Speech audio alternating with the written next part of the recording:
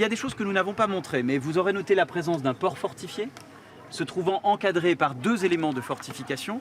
Il n'en reste aujourd'hui que ce que vous appelez encore... L'accueil est d'époque, bienvenue en 1693. Plus de 300 ans après sa construction, les chevaliers de la cour ont troqué le casque pour la casquette. Chaque été, 80 000 visiteurs viennent découvrir le chef-d'œuvre de Vauban.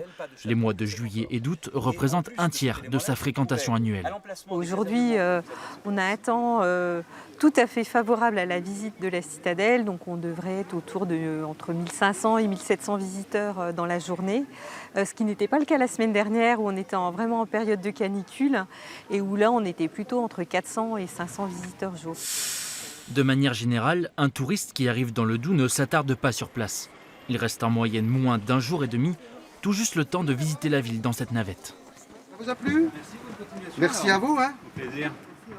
À la moitié de l'été, le capitaine constate une hausse de la fréquentation et une diversification des touristes. Écoutez, cette année, c'est très convenable par rapport à l'année dernière. On sent qu'il y a beaucoup plus de touristes, beaucoup de Belges, beaucoup de Danois, ce qui est surprenant. Les Suisses, les Hollandais, un peu, ainsi que les Francs-Comtois et la France entière. La Bourgogne-Franche-Comté accueille chaque été plus de 16 millions de touristes. La Côte d'Or et le Doubs sont les départements les plus visités.